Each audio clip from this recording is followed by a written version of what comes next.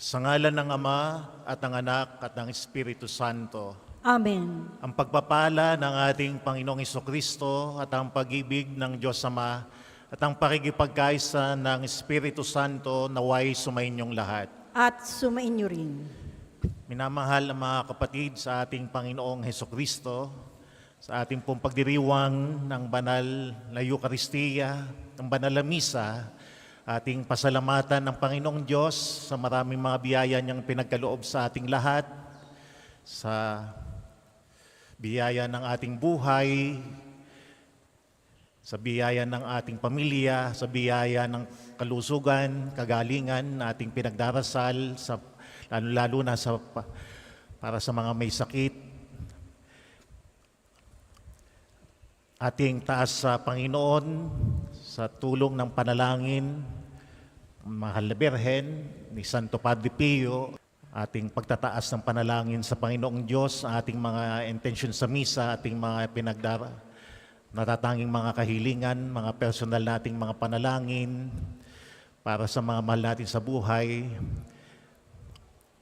At upang tayo ay maging marapat gumanap sa pagdiriwang na ito, ihanda natin ating mga sarili, aminin natin at pagsisihan ang ating mga nagawang mga kasalanan sa Diyos at sa ating kapwa.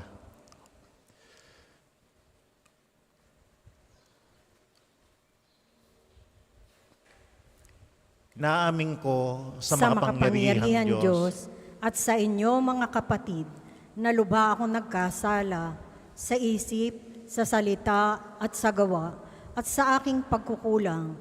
Kaya isinasamo ko sa Mahal na Birheng Maria, sa lahat ng mga anghel at mga banal, at sa inyo mga kapatid, na ako ipanalangin sa Panginoong ating Diyos.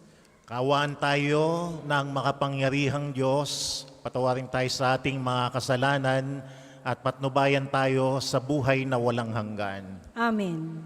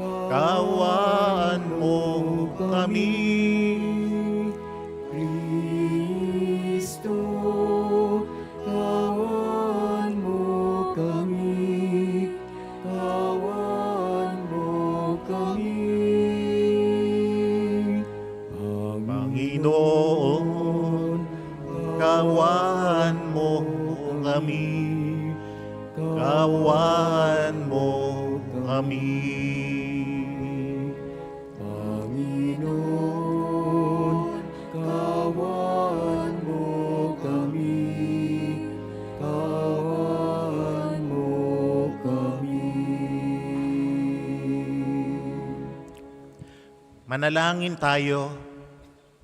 Ama naming makapangyarihan, ang martir na si San Bonifacio ay makatuwang nawa sa amin pagdalangin upang ang pananampalatayang inilahad niya sa kanyang pagsasalita at nilagdaan ng kanyang dugong itinigis ng mga ayaw maniwala ay aming mapangatawanan at maihayag sa ginagawa namin araw-araw sa pamamagitan ni Hesukristo, kasama ng Espiritu Santo, magpa sa walang hanggan. Amen.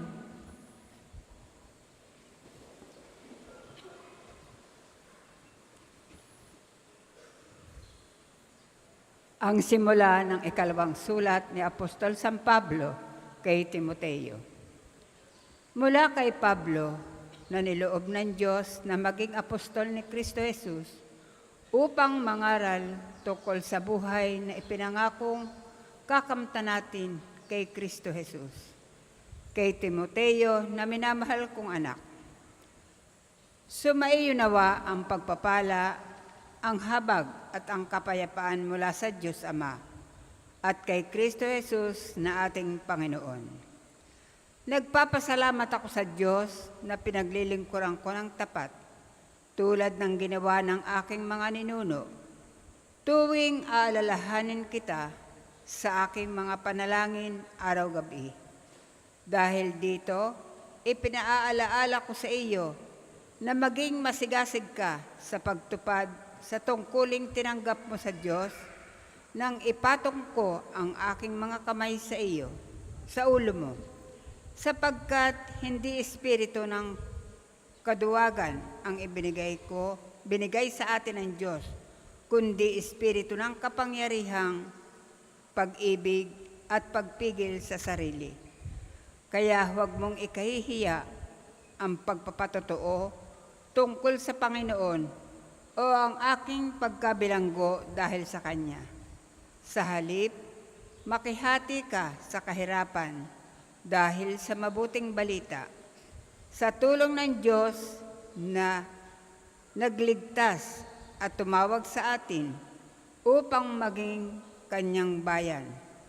Ito'y ginawa niya sa pamamagitan ni Kristo Jesus, hindi dahil sa ating mga gawa, kundi ayon sa Kanyang layunin at kagandahang loob na inilaan sa atin bago pa magsimula ang panahon. Ngunit nahayag lamang ito nang dumating si Kristo Jesus na ating tagapagligtas. Nilupig niya ang kamatayan at inihayag ang buhay na walang hanggan sa pamamagitan ng mabuting balita.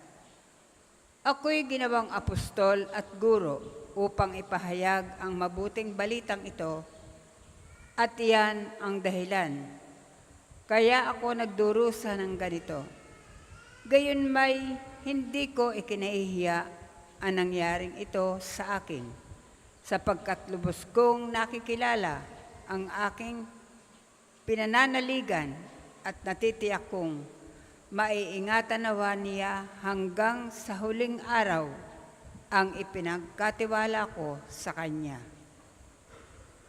Ang salita ng Diyos. Salamat sa Diyos. Salmong tugunan. Ang mata ko'y nakatuon sa iyo lamang, Panginoon. Ang mata ko'y nakatuon sa iyo lamang, Panginoon. Ang aking pagmasid doon nakapukol sa luklukan trono mo, O Panginoon. Tulad ko'y aliping ang inaasahan ay ang amo niya para matulungan. Ang mata ko'y nakatuon sa iyo lamang, Panginoon. Kaya walang humpay ang aking tiwala hanggang ikaw poon sa aming maawa. Ang mata ko'y nakatuon sa iyo lamang, Panginoon. Ang lahat po ay magsitayo.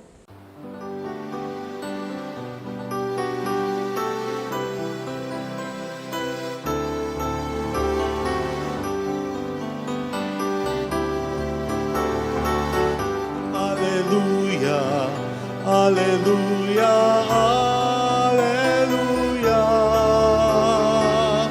alleluia, alleluia, alleluia, alleluia. Alleluia, alleluia, alleluia, alleluia. Alleluia, alleluia, alleluia. Sumainyo ang Panginoon. At sumainyo rin. Ang mabuting balita ng Panginoon ayon kay San Marcos. Papuri sa iyo, Panginoon. Nung panahong iyon, may ilang Saduceo na lumapit kay Jesus. Ang Saduceo ay naninindigan na hindi muling bubuhayin ang mga patay. Guro nila, naglagda po si Moises ng ganitong batas para sa amin. Kung mamatay ang isang lalaki at maiwang walang anak ang kanyang asawa, ang kapatid na lalaki dapat pakasal sa balo upang magkaanak sila para sa namatay. May 7 magkakapatid na lalaki, nag-asawa ang panganay at namatay na walang anak. Napakasal sa balo ang pangalawa at namatay na wala ring anak. Gayun din ang nangyari sa pangatlo at sa mga sumusunod, isa-isang napangasawa ng babae ang 7 magkakapatid at sila'y namatay na walang anak. Sa kahuli-ulihay namatay rin ang babae. Ngayon, sino po sa 7 ang kikilanlin niyang asawa sa muling pagkabuhay? Yamang napangasawa niya silang lahat. Sumagot si Jesus, maling-mali kayo. Alam ninyo kung bakit hindi niyo nababatid ang mga kasulatan ni ang kapangyarihan ng Diyos. Sapagkat sa muling pagkabuhay, ang mga tao ay hindi na mag-aasawa, sila'y magiging tulad ng mga anghel sa langit. Tungkol naman sa muling pagkabuhay, hindi pa ba ninyo nababasa sa aklat ni Moises ang tungkol sa nagliliyab na mababang punong kahoy? Ganito ang nasusulat na sinabi ng Diyos kay Moises, ako ang Diyos ni Abraham, ang Diyos ni Isaac, ang Diyos ni Jacob. Ngunit ang Diyos ay hindi Diyos ng mga patay, kundi ng mga buhay. Maling-mali kayo. Mga kapatid, ang mabuting balita ng Panginoon. Pinupuri ka namin, Panginoong Hesukristo. Magandang umaga po sa inyong lahat, no? Magandang umaga po, Father. At tayo laging magpasalamat sa Diyos sa mga biyaya niya, sa pagdinig niya sa mga panalangin, no? Nang may pananampalataya, no? Sa tulong at pamamagitan siyempre ng Mahal na Birhen, ni Santo Padre Pio, no, na napakalapit ng kaugnayan sa Panginoon, no. Kaya mabisa ang pagdarasal sa kanya. Sa ating pong mabuting balitang napakinggan, nagturo ang Panginoon sa mga Saduceo na mayroong maling pagkaunawa tungkol sa buhay at buhay na walang hanggan. Itong mga Saduceo ay isang grupo sa Israel nung kapanahunan ng Panginoon, elite group.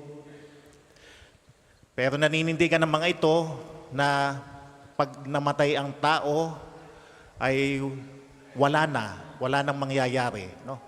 Dahil hindi sila naniniwala sa muling pagkabuhay ng mga namatay. Na para sa kanila, ang buhay ay hanggang dito lamang sa mundo. No? Kaya magpakasaya ka na, magpakaligaya sa buhay, no? Dahil ang buhay ay dito lang sa mundo. Yan ay para sa mga Saduceo, no? Kaya nga itinuwid ng Panginoon ang kanilang maling pag-iisip at paniniwala na mayroong muling pagkabuhay, no? Ang Diyos ay hindi Diyos ng mga patay, kundi ng mga buhay, no?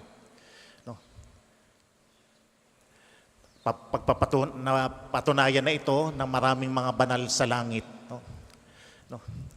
Na kapiling ng ating Panginoon, no?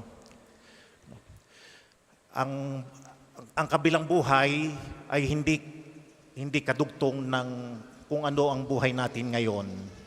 Ang kabilang buhay po ay tunay na kakaibang buhay dahil yan ay buhay na maluwalhati, kapiling ang Diyos. Pero dito sa mundo, habang tayo nabubuhay, naghahanda na tayo. No?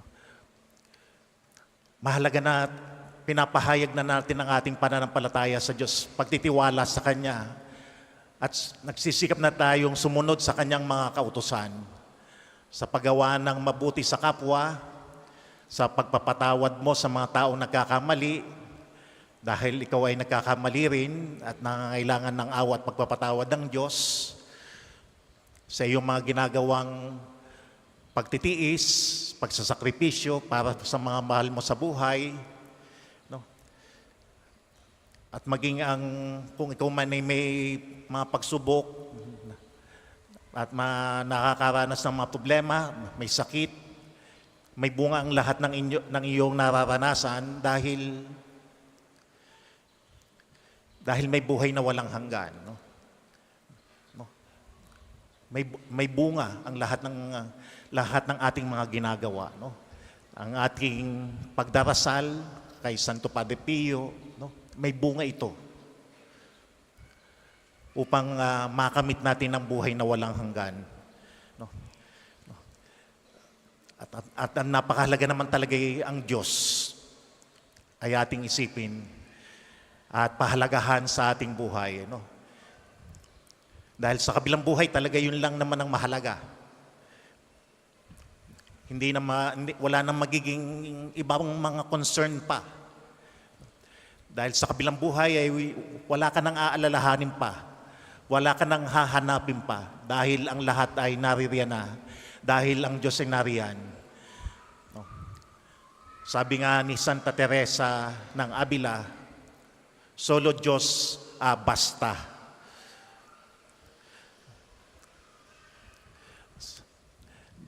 Na kapag nandyan ang Diyos, wala ka nang mahahanap pang iba.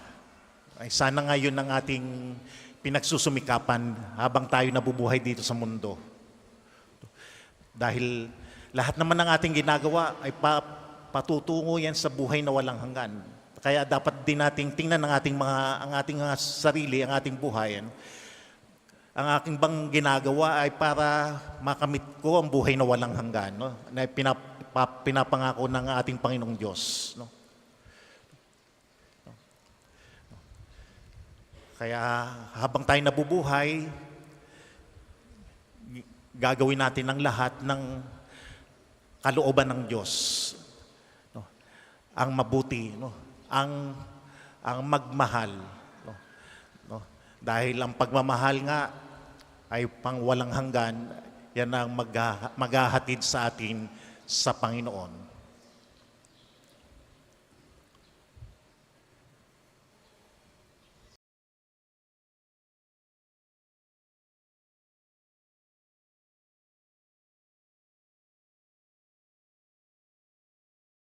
Kunin at tanggapin ang alay na ito, mga biyayang nagmula sa pagpapala mo. Tanda ng bawat puso, pagkat inibig mo, ngayo'y nananalig, nagmamahal sa'yo.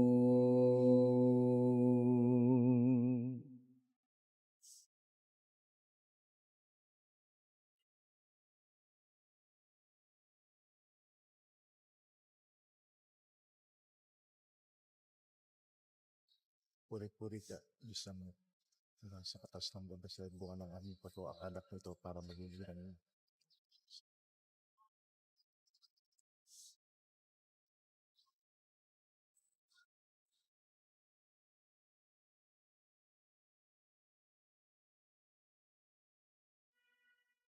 Lahat po ay magsitayo.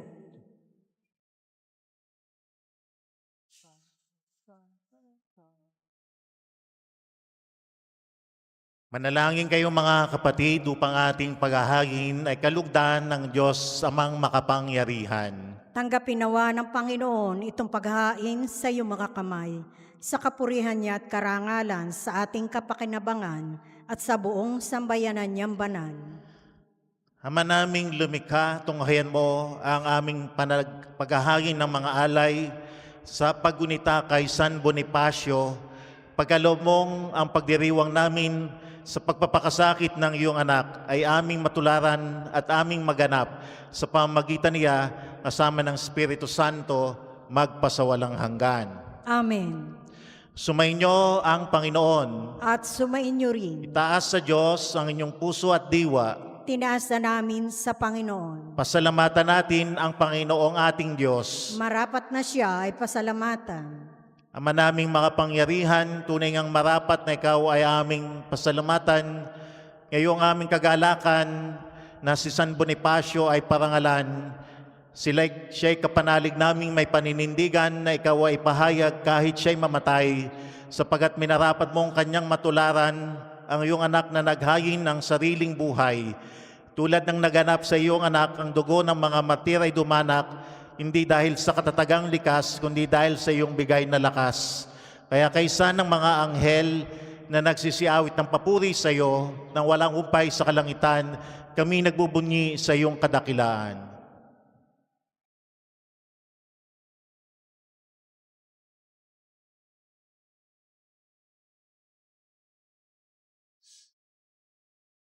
Santo, Santo, Santo, Panginoong Diyos ng Ng mga hukbo, napupuno ang langit at lupa ng kadakilaan mo. O sana sa kaitaasan, pinagpalang na paririto sa ngalan ng Panginoon. O sana sa kaitaasan.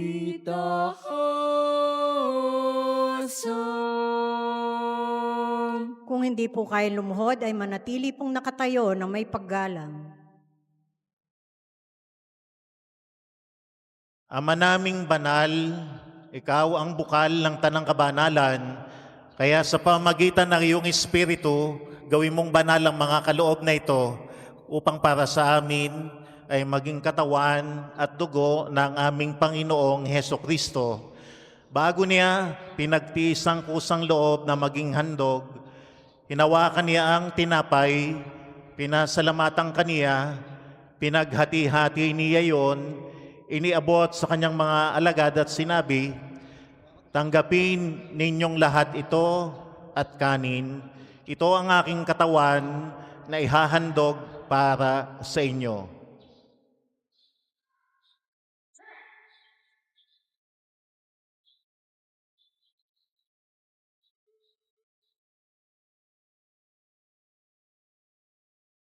Gayun din naman, nung matapos ang hapunan, nawakan niya ang kalis, muli kaniya ang pinasalamatan, inabot niya ang kalis sa kanyang mga alagad at sinabi, "Tanggapin ninyong lahat ito at inumin, ito ang kalis ng aking dugo, ng bago at walang hanggang tipan, ang aking dugo na ibubuhos para sa inyo at para sa lahat sa ikapagpapatawad ng mga kasalanan. Gawin ninyo ito sa pag-alaala sa akin."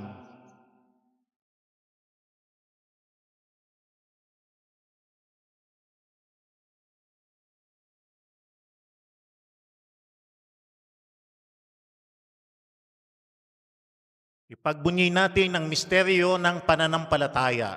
Si Kristo'y namatay, si Kristo'y nabuhay, si Kristo'y babalik sa wakas ng panahon. Ang ginagawa namin ngayon ng pag-alaala sa pagkamatay at muling pagabuhay ng iyong anak. Kaya iniaalay namin sa iyo ang tinapay na nagbibigay buhay at ang kalis na nagkakaloob ng kaligtasan. Kami nagpapasalamat dahil kami iyong minarapat na tumayo sa harap mo para maglingkod sa iyo. Sinasamo namin kaming magsasalo-salo sa katawan at dugo ni Kristo ay mabuklod sa pagkakaisa sa pamamagitan ng Espiritu Santo. Alalahanin mo rin ang mga kapatid naming nahimlay na may pag-asang sila'y muling mabubuhay, gayon din ang lahat ng mga pumanaw. Kawa mo sila at patuloyin sa iyong kaliwanagan. Kawaan mo at pagindapating kaming lahat na makasalo sa iyong buhay na walang wakas. Kaysa ng mahal na Berheng Maria, Ina ng Diyos, ang kanyang kabiyak na puso si San Jose, ang mga apostol, mga banal, si Santo Padre Pio, si San Bonifacio, na ating ginugunita ngayon, sila na nabuhay dito sa daigdig ng kalugod-lugod sa iyo, may pagdiwang nawa namin ng pagpupuri sa ikararangal mo sa pamamagitan ng iyong anak na aming Panginoong Heso Kristo. Sa pamamagitan ni Kristo, kasama niya at sa Kanya, ang lahat ng parangal at papuri ay sa iyo, Diyos Amang makapangyarihan, kasama ng Espiritu Santo, magpasawalang hanggan. Amen, amen, amen. Amen. Amen, amen, amen. Amen. Ang lahat po ay magsitayo. Sa tagubiling na nakagagaling na utos at turo ng Panginoon natin at Diyos, ipahayag po natin ang lakas loob.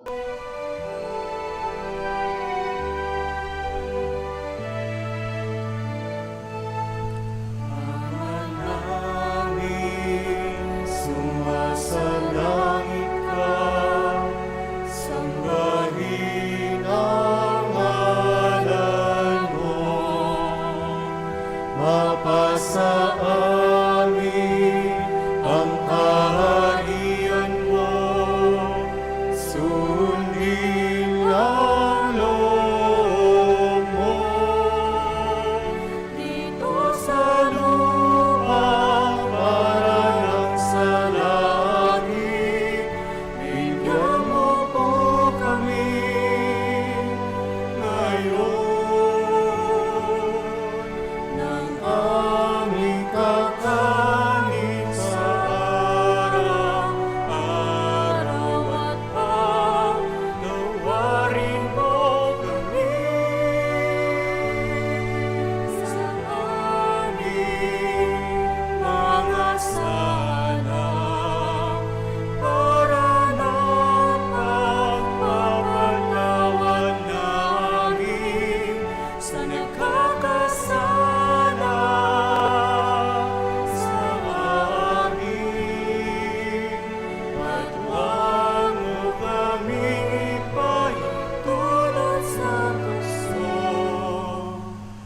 at iadya mo kami sa lahat ng masama. Nihiling namin kami iadya sa lahat ng masama, pagkalooban ng kapayapaan araw-araw, iligtas sa kasalanan at ilayo sa lahat ng kapahamakan, samantalang aming pinananabikan ng dakilang araw ng pagpapahayag ng tagapagligtas naming si Heso Kristo. Sapagkat iyo ang kaharian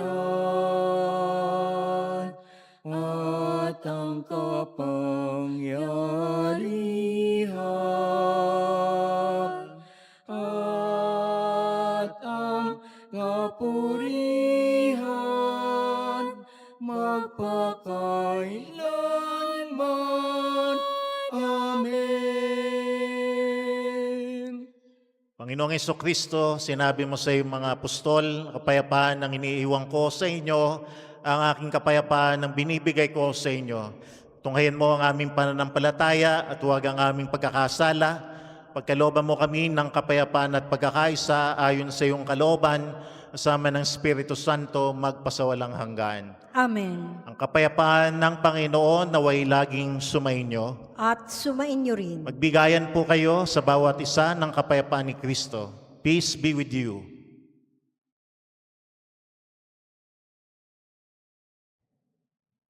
Kordero ng Diyos na nag-aalis ng mga kasalanan ng sanlibutan, maawa ka sa amin. Kordero ng Diyos na nag-aalis ng mga kasalanan ng sanlibutan, maawa ka sa amin. Kordero ng Diyos na nag-aalis ng mga kasalanan ng sanlibutan, ipagkaloob mo sa amin ang kapayapaan. Kung hindi po kayang lumuhod, ay manatili pong nakatayo na may paggalang.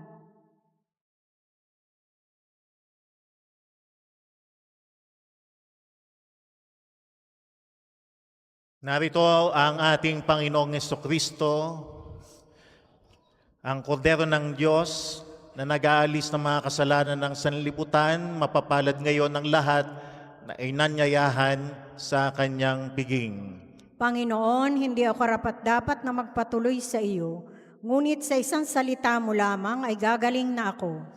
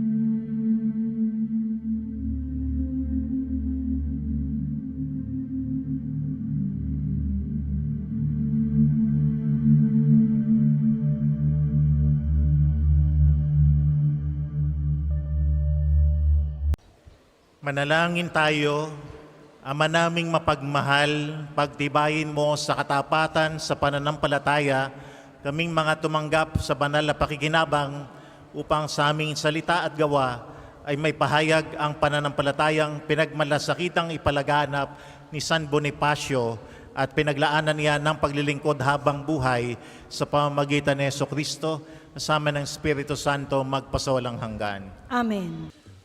Sumainyo ang Panginoon. At sumainyo Pagpalain rin. kayong lahat ng makapangyarihang Diyos, ang Ama, Anak at Espiritu Santo. Amen. Tapos na po ang ating pagdiriwang, umayo kayo upang ang Diyos ay mahalin at paglingkuran sa bawat isa. Salamat sa Diyos.